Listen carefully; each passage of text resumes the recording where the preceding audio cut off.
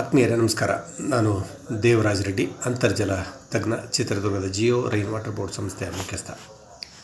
ನನಗೆ ದಿನನಿತ್ಯ ಸಾಕಷ್ಟು ಫೋನ್ ಕಾಲ್ಗಳು ಬರ್ತಾ ಇರ್ತವೆ. ಸರ್, ನಮ್ಮ ಬೋರ್ವೆಲ್ಲು ಮೋಟ್ರ್ ಬರ್ತಾಯಿಲ್ಲ, ಸಿಲ್ಟ್ ಬರ್ತಾಯಿದೆ, ಬೋರ್ಡರ್ ಸಮಸ್ಯೆ ಇದೆ, ಪಂಪೇ ಹೊರಗೆ ಬರ್ತಾಯಿಲ್ಲ, ಮೋಟ್ರ್ ಇಳಿಸೋಕ್ಕಾಗ್ತಾಯಿಲ್ಲ. ಈ ಥರದಲ್ಲಿ ದಿನನಿತ್ಯ ಬೋರ್ವೆಲ್ಗೆ ಸಂಬಂಧಪಟ್ಟಂಗೆ ಇಡೀ ದೇಶದಾದ್ಯಂತ ದೊಡ್ಡ ಸಮಸ್ಯೆಗಳಲ್ಲಿ ನಾವು ತೊಳಲಾಡ್ತಾಯಿದ್ವಿ.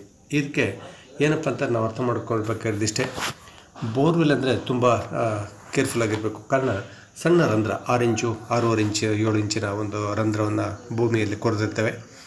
ಆ ಕೊರೆದಂಥ ಸ್ಥಳ ಗಟ್ಟಿ ಶಿಲಾವಲಯ ಆಗಿರ್ಬೋದು, ಮಣ್ಣಿನ ಪದರ ಇರುವಂಥದ್ದಾಗ್ಬೋದು, ವೆದರ್ ರಾಕ್ ಇರ್ಬೋದು, ಶಿಥಿಲವಾದಂಥ ಸ್ಥಳ ಆಗಿರ್ಬೋದು. ಯಾವುದೇ ಥರದ ಸ್ಥಳಗಳಲ್ಲಿ ಬೋರ್ವೆಲ್ಲನ್ನು ಕೊರೆದಂಥ ಸಂದರ್ಭದಲ್ಲಿ ನಮ್ಮ ಭೂಮಿಯ ರಚನೆ ವೀಕ್ ಇದ್ದಾಗ ನಮ್ಮ ಬೋರ್ವೆಲ್ಲಲ್ಲಿ ಬರುವಂಥ ನೀರು ಕೆಂಪು ನೀರೇ ಬರ್ತದೆ. ಜಲ ಬರಬೇಕಾದ್ರೆ ಪರಿಶುದ್ಧ ನೀರು ಬರಲಿಕ್ಕೆ ತುಂಬ ಕಷ್ಟ ಆಗುತ್ತೆ. ಇಂಥ ಸಂದರ್ಭಗಳಲ್ಲಿ ಬೋರ್ವೆಲ್ಲನ್ನು ಕೊರೆದು ಬಿಟ್ಟಿದ್ವಿ, ನೀರು ಬರ್ತಾಯಿದೆ, ಪಂಪ್ ಇಳಿಸ್ಲಿಕ್ಕೆ ಬರ್ತಾಯಿಲ್ಲ, ಪಂಪ್ ಸಿಗಾಕೊಳ್ಳುತ್ತೆ, ಇವೆಲ್ಲ ಚಾಲೆಂಜ್. ಯಾಕಂದರೆ ಬೋರ್ವೆಲ್ಲಿನೊಳಗೆ ಗ್ಯಾಪೇ ಇಲ್ಲ. ಬರುವಂಥ ನೀರೇ ನಿಮಗೆ ಕೆಂಪು ಮಿಶ್ರಿತ ಬಣ್ಣದ ನೀರು ಬಂತೆ ಅಂದರೆ ಖಂಡಿತ ಇದಕ್ಕೆ ಪರಿಹಾರಗಳಿಲ್ಲ. ನೀವು ಎಷ್ಟೊಂದು ಕಡೆ ಬೆಂಗಳೂರಂಥ ಪ್ರದೇಶದಲ್ಲಿ, ಬೇರೆ ಬೇರೆ ಚಿಕ್ಕಮಗಳೂರು, ಶಿವಮೊಗ್ಗ, ಮಡಿಕೇರಿ, ಬೇರೆ ಬೇರೆ ಧಾರವಾಡದಂಥ ಪ್ರದೇಶದಲ್ಲಿ ತುಂಬ ಕಡೆ ಇಂಥ ಒಂದು ಚಾಲೆಂಜಸ್ ಫೇಸ್ ಮಾಡ್ತಾಯಿದ್ದೆ. ಬೆಂಗಳೂರಿನಲ್ಲಂತೂ ಹೇಳಬೇಕಾಗಿಲ್ಲ. ಎಸ್ಪೆಷಲಿ ಹೆಬ್ಬಾಳ ಸುತ್ತಮುತ್ತ ಪ್ರದೇಶ, ಸರ್ಜಾಪುರ ಸುತ್ತಮುತ್ತಲ ಪ್ರದೇಶಗಳಲ್ಲಿ, ಮತ್ತು ಹೆಣ್ಣೂರು ಬಾಗ್ಲೂರು ಪ್ರದೇಶದಲ್ಲಿ ಕೆಲವೊಂದು ಕಡೆ ನನಗೆ ಏರಿಯಾ ಹೇಳ್ತಾ ಇದ್ದಂಗೆ ಹೇಳ್ತೀನಿ, ಈ ಜಾಗದಲ್ಲಿ ಭೂಮಿಯ ಪದರವೇ ವೀಕ್ ಇದೆ, ಅಲ್ಲಿ ತುಂಬ ಚಾಲೆಂಜಸ್ ಫೇಸ್ ಮಾಡ್ತೀವಿ. ಅಂಥ ಸಂದರ್ಭದಲ್ಲಿ ಏನು ಮಾಡಬೇಕು ಸರ್ ಅಂದರೆ ಕೆಲವೊಂದು ಈ ವಿಡಿಯೋ ನಿಮಗೆ ತೋರಿಸ್ತಾ ಇದ್ದೀವಿ. ಇಲ್ಲೊಂದು ಕಡೆ ಫ್ಲಶಿಂಗ್ ಮಾಡ್ತಾಯಿದ್ದಾರೆ, ಕೆಂಪು ನೀರು ಬರ್ತಾಯಿದೆ. ಕೆಂಪು ನೀರು ಬಂದರೂ ಸಹ ನಮಗೆ ಬೋರ್ವೆಲ್ಲನ್ನು ಕ್ಲಿಯರ್ ಮಾಡಲಿಕ್ಕೆ ಆಗ್ತಾಯಿಲ್ಲ. ಅದಕ್ಕೋಸ್ಕರವಾಗಿ ಫ್ಲಶಿಂಗ್ ಅಂತ ಒಂದು ಟೆಕ್ನಾಲಜಿ, ಬೋರ್ವೆಲ್ಲನ್ನು ಕೊರೆದಾದ್ಮೇಲೆ ನಮಗೆ ತುಂಬ ಸಮಸ್ಯೆಗಳಾಗುತ್ತೆ. ಅಂದರೆ ಈ ಥರ ಫ್ಲಶಿಂಗ್ ಅನ್ನೋದು ಎಕ್ವಿಪ್ಮೆಂಟ್ ಸಿಗುತ್ತದೆ. Air compressor equipment. ಒಂದು ಲಾರಿ ಒಳಗೆ ಇದೊಂದು ಕಂಪ್ರೆಸರ್ ಇರ್ತದೆ. ಅಲ್ಲಿಂದ ಬ್ಲ್ಯಾಕ್ ಕಲರ್ ಪೈಪ್ ಏನು ಕಾಣಿಸ್ತಾ ಇದೆಯಲ್ಲ, ಅದೆಲ್ಲ ಓಸ್ ಪೈಪ್ ಅಂತ ಕೂಡ ಹೇಳ್ತೀವಿ, HD ಪೈಪ್ ಅಂತ ಹೇಳ್ತೀವಿ. ಇದನ್ನು 1200-1500 ಅಡಿವರೆಗೂ ಫ್ಲಶಿಂಗ್ ಮಾಡ್ತಕ್ಕಂಥ ಟೆಕ್ನಾಲಜಿ ಬೆಂಗಳೂರು ಸುತ್ತಮುತ್ತಲೂ ಇದೆ, ತಮಿಳುನಾಡಲ್ಲಿದೆ, ಆಂಧ್ರದ ಬೇರೆ ಬೇರೆ ಭಾಗಗಳಲ್ಲೆಲ್ಲ ಈ ಒಂದು ಫ್ಲಶಿಂಗ್ ಟೆಕ್ನಾಲಜಿ ಭಾಳಷ್ಟು ಪಾಪ್ಯುಲರ್ ಆಗಿದೆ.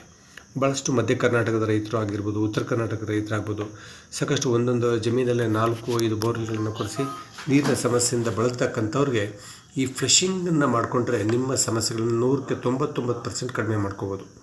ಓಕೆ, ಈ ಫ್ಲಶಿಂಗ್ ಮಾಡಬೇಕಾದ್ರೆ ತುಂಬ ನುರಿತ ಎಕ್ಸ್ಪೀರಿಯನ್ಸ್ಡ್ ಟೀಮ್ ಬೇಕಾಗುತ್ತೆ. ಯಾಕಂದರೆ ಎಲ್ಲ ಬೋರ್ಗೂ ಫ್ಲಶಿಂಗ್ ಮಾಡೋಕ್ಕೆ ಬರಲ್ಲ. ಈ ಫ್ಲಶಿಂಗ್ ಮಾಡಬೇಕಾದ್ರೆ ಮೋಟ್ರ್ ಪಂಪೆಲ್ಲ ಹೊರಗೆ ತೆಗಿಬೇಕು. ಮೋಟ್ರ್ ಪಂಪ್ ಹೊರಗೆ ತೆಗೆದಾದ್ಮೇಲೆ ಈ ಒಂದು ಬೋರ್ವೆಲ್ಲಿನ ಕೆಪಾಸಿಟಿಗೆ ಅನುಗುಣವಾಗಿ ನಾವು ಒಂದು ಏರ್ ಕಂಪ್ರೆಸರನ್ನು ತುಂಬ ಸೂಕ್ಷ್ಮವಾಗಿ ಹ್ಯಾಂಡಲ್ ಮಾಡಬೇಕು. ನಾವು ತುಂಬ ಪ್ರೆಷರ್ಫುಲ್ಲಾಗಿ ಏನಾದರೂ ಏರ್ ಕಂಪ್ರೆಸರಿಂದ ಗಾಳಿ ಒತ್ತಡವನ್ನು ಕೊಟ್ಟಿದ್ದೆ ಆದರೆ ನಮಗೆ ಕೇಸಿಂಗ್ ಪೈಪು ಮೇಲೆ ಬಂದುಬಿಡ್ತದೆ. ಕೇಸಿಂಗ್ ಪೈಪು ಮೇಲೆ ಬರ್ತದೆ. ಹಾಗಾಗಿ ತುಂಬ ಕೇರ್ಫುಲ್ಲಾಗಿ ನಾವು ಏರ್ ಕಂಪ್ರೆಸರಿಂದ ನಾವು ಹ್ಯಾಂಡಲ್ ಮಾಡಬೇಕಾಗ್ತದೆ. ಈ ಥರದಲ್ಲಿ ಕಂಪ್ರೆಸರ್ ಆನ್ ಮಾಡಿದ ಮೇಲೆ ಗಾಳಿ ಒತ್ತಡಕ್ಕೆ ಕೆಳಗಡೆ ಇರ್ತಕ್ಕಂಥ ಪೈಪ್ನ ಸೇರಿಸ್ತಾ ಹೋಗ್ತಾರೆ. ಮೊದಲೊಂದು 200 ಅಡಿ ಬಿಡ್ತಾರೆ. ಗಾಳಿ ಒತ್ತಡ ಕೊಟ್ಟಂಗೆಲ್ಲ ಪೈಪ್ನ ಇನ್ನೂ 300ಕ್ಕೆ 400ಕ್ಕೆ 500 600ವರೆಗೂ ಆ ಒಂದು ಹೋಸ್ ಪೈಪ್ ಅಂತ ಏನು ಹೇಳ್ತೀವಲ್ಲ, HD ಪೈಪ್ನ ಬೋರ್ವೆಲ್ ಒಳಗೆ ಇನ್ಸ್ಟಾಲ್ ಮಾಡ್ತಾ ಹೋದಂಗೆಲ್ಲ ಆ ಒಂದು ಬೋರ್ವೆಲ್ ಒಳಗೆ ಇರ್ತಕ್ಕಂಥ ಸಿಲ್ಟಿ ಮಟೀರಿಯಲ್, ಕೆಂಪು ನೀರು ಆಗಿರ್ಬೋದು, ಕೆಂಪು ಮಣ್ಣಾಗ್ಬೋದು, ಕಲ್ಲುಗಳಾಗ್ಬೋದು, ಬೋರ್ವೆಲ್ ಒಳಗೆ ಏನೇ ಪದಾರ್ಥಗಳು, ಸಾಲಿಡ್ ಮಟೀರಿಯಲ್ಸ್ ಆಗ್ಬೋದು, ಕೆಸರು ಮಣ್ಣು ಆಗ್ಬೋದು, ಎಲ್ಲದನ್ನು ಹೊರಗೆ ತೆಗಿಲಿಕ್ಕೆ ಇದೊಂದು ಸರಳವಾದಂಥ ಒಂದು ವಿಧಾನ. ಈ ವಿಧಾನದಲ್ಲಿ ಸಾಕಷ್ಟು ಕಡೆ ಪರಿಹಾರಗಳು ಸಿಕ್ಕಿದೆ. ಕೆಲವೊಂದು ಪ್ರದೇಶದಲ್ಲಿ ಮೊದಲು ಸಿಲ್ಟು 200 ಅಡಿಗಿದ್ದರೆ ಫ್ಲಶಿಂಗ್ ಆದಮೇಲೆ 100 ಅಡಿವರೆಗೂ ಸಿಲ್ಟ್ ಬಂದಂಥ ಎಕ್ಸಾಂಪಲ್ಸು ಇದ್ದಾವೆ.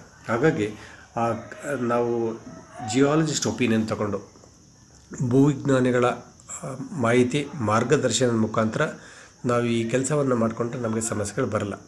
ನಾವೇನಾದರೂ ಬ್ಲೈಂಡಾಗಿ ಸುಮ್ಮನೆ ಫ್ಲಶಿಂಗ್ ಲಾರಿ ಕರೆಸ್ಬಿಟ್ಟು ಕ್ಲೀನ್ ಮಾಡೋ ಅಂತಂದೇಳಿ ಯಾರಿಗೋ ಬಿಟ್ಟರೆ ಅದು ಬೋರ್ವೆಲ್ಲನ್ನು ಡಬಲ್ ಕ್ಯಾವಿಟಿನೇ ಮಾಡ್ಬೋದು. ಬೋರ್ವೆಲ್ ಒಳಗೆ ದೊಡ್ಡ ಗುಹೆ ಥರ ಮಾಡಾಕ್ತಾರೆ. ಹಾಗಾಗಿ ತುಂಬ ಪ್ರೆಷರ್ ಆಗಿ ನಾವು ಏರನ್ನು ಕೊಟ್ಟರೆ ಬೋರ್ವೆಲ್ಲೇ ಕೊಲಾಪ್ಸ್ ಆಗ್ಬೋದು, ಮೋಟ್ರು ಇಳಿಸ್ಲಿಕ್ಕೆ ಆಗ್ಬೋದು. ಇಂಥ ಒಂದು ಚಾಲೆಂಜಸ್ನ ನೋಡ್ತಾ ಹೋಗ್ತೀವಿ. ಹಾಗಾಗಿ ತುಂಬ ಸೆನ್ಸಿಟಿವ್ ಆಗಿ ಇಂಥ ಒಂದು ಫ್ಲಶಿಂಗ್ ಟೆಕ್ನಾಲಜಿನ ನಾವು ಅಳವಡಿಸ್ಕೊಳ್ಳೋದ್ರಿಂದ ಬೋರ್ವೆಲ್ ಕ್ಲೀನ್ ಆಗ್ತದೆ. ಇಷ್ಟೆಲ್ಲ ಕ್ಲೀನ್ ಮಾಡಿದ್ಮೇಲೆ ನಾವು ಕ್ಯಾಮ್ರಾ ಹಾಕಬೇಕು. ಕ್ಯಾಮ್ರಾ ಹಾಕಿದ್ಮೇಲೆ ಮೊದಲೇ ಎಷ್ಟು ಸಿಲ್ಟ್ ಇತ್ತು, ಈಗ ಎಷ್ಟು ಕ್ಲಿಯರ್ ಆಗಿದೆ, ಎಲ್ಲ ಅಂಕಿಅಂಶಗಳನ್ನು ಇದರಲ್ಲಿ ನೋಡಲಿಕ್ಕೆ ಸಾಧ್ಯ ಆಗುತ್ತೆ. ಫ್ಲಶಿಂಗ್ ರಿಲೇಟೆಡ್ ನಾನು ಸುಮಾರು ವೀಡಿಯೋಗಳು ಮಾಡಿದ್ದೀನಿ. ಮತ್ತು ಇನ್ನೂ ಹೊಸ ಟೆಕ್ನಾಲಜಿ ನಮ್ಮ ಹತ್ರ ಇದೆ. ಇದನ್ನು ಮುಂದಿನ ವೀಡಿಯೋಗಳಲ್ಲಿ ನಿಮ್ಗೆ ಹೇಳಿ ಮಾಹಿತಿ ಕೊಡ್ತೀನಿ ಅಂತಂದು ಹೇಳ್ತಾ, ನೀವು ಈ ವಿಡಿಯೋ ನೋಡಿ ನಿಮ್ಮ ಸ್ನೇಹಿತರಿಗೂ ಶೇರ್ ಮಾಡಿ, ನಮ್ಮ ಚಾನಲ್ನ ಸಬ್ಸ್ಕ್ರೈಬ್ ಮಾಡಿ ಅಂತ ಹೇಳ್ತಾ ಈ ವಿಡಿಯೋವನ್ನು ಇಲ್ಲಿ ಮುಗಿಸ್ತಾ ಇದ್ದೀನಿ. ಮುಂದಿನ ದಿನಮಾನಗಳಲ್ಲಿ ಇನ್ನೂ ಹೆಚ್ಚಿನ ಮಾಹಿತಿ ನಿಮಗೆ ಶೇರ್ ಮಾಡ್ತಾ ಹೋಗ್ತೀನಿ. ನಮಸ್ಕಾರ.